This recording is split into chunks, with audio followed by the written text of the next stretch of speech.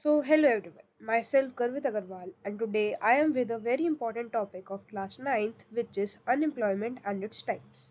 So, it is a very important with the perspective of class ninth, as it is a part of the economics chapter 2, which is people as a resource. It is the last topic of that chapter and a very important chapter.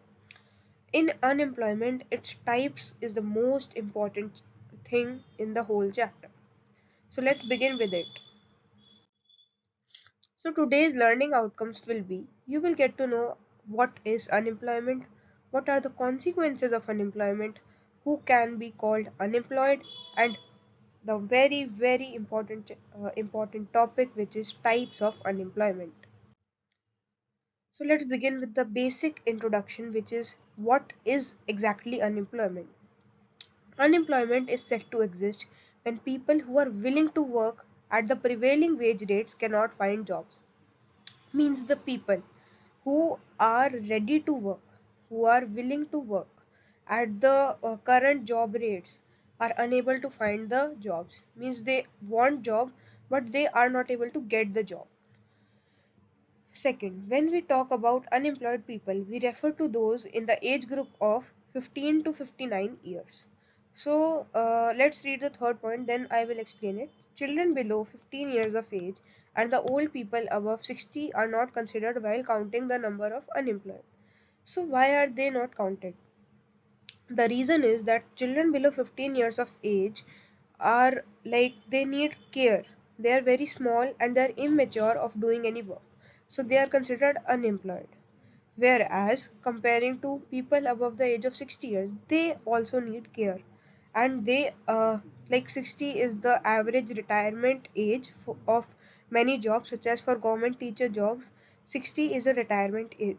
So that's why those people become very old and are not capable to work. That's why they are not counted in the rate of unemployed.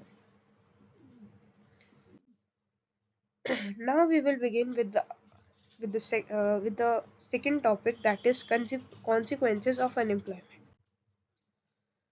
First consequence, which is a very basic one, wastage of manpower, because the people who were going to be an asset to the nation would become a liability for the nation. There is a feeling of hopelessness among the youth due to unemployment. So, unemployment causes to the wastage of manpower resource. Why? Because these people, they depend upon the working population, and if they would have got any job, they would contribute to the national income, they would contribute to the economy. So now they are not doing so. That's why they are a wastage of manpower resource.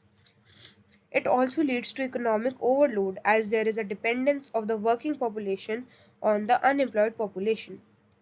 So the unemployed population is dependent upon the working population, as the unemployed population does not have any work and they are not earning. Unemployment has adverse effects on the economy of a country. Now let's see who can be called unemployed. So we will take an example of Sakal's family. Sakal's mother Sheila is a homemaker and doesn't want to work out of her domain. His father Bhuta is a field worker. Sakal's brother Jitu and Situ play all the day. So here in this situation, no one in the Sakal's family can be called unemployed. Why? As Jitu and Situ don't fall in the age group of 15 to 59 years, as we discussed earlier, and their mother, who comes in the age group, but she is not willing to work, she does not want to work out of her domain, so that's why she also cannot be called unemployed. As we learned in the definition of unemployment, that the people who want to work, who are willing to work, can only be considered in the rate of unemployment. So with this we can derive that unemployment is a situation in which people willing to work are not getting jobs.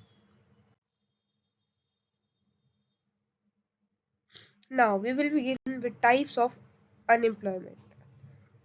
So firstly, seasonal unemployment. So seasonal unemployment is common in rural areas. It happens when people are not able to find jobs during some months of the year. For instance, in agriculture, for some months there is a job for harvesting, But for the other months, there is seasonal unemployment for people who do harvesting. So suppose I am a farmer. There are some seasons, like farming has phases. First we have to sow the seed, and there are many phases in between, and at last there is a phase of harvest. So in between these months I will be unemployed because I am not able to generate any income. That's why. And agriculture is a seasonal task. Like it depends on the season also, and the time also, the weather, everything it depends. That's why this is known as seasonal unemployment, and agriculture is most common in rural areas. That's why rural areas have more rate of seasonal unemployment. Then we come upon the second type of unemployment, that is disguised unemployment. It is commonly found in rural areas. It is also commonly found in rural areas. For instance, if three people are required to sow seeds in a farm, five are engaged. The other two are extra because even if they are removed, the productivity would not decline. Hence, the two extra people are disguised unemployed. So, let's take example. If there is 5 hectares of land, and I need per hectare I need one labor to do the work. So I need total 5 labor to harvest the crops of the 5 hectare of land. But here, if I employ 7 people, then the 2 people are extra and they're disguised unemployed. Like they are doing the work, but they are not doing any productivity. They are not doing any extra productivity on my land because I only require 5 people and they are 7. So it is not contributing anything extra. So they are disguisedly unemployed.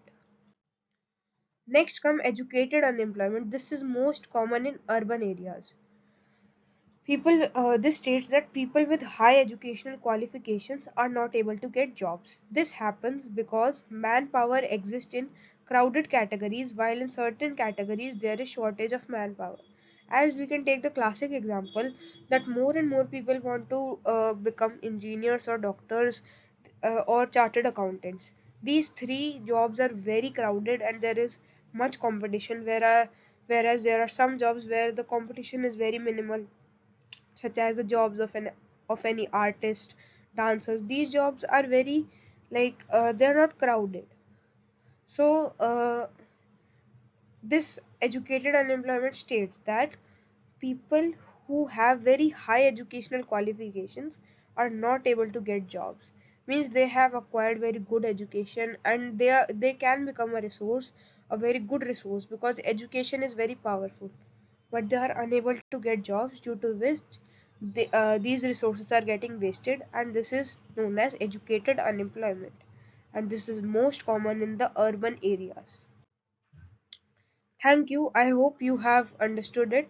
Please, if you like the content, do subscribe to the channel and like the video.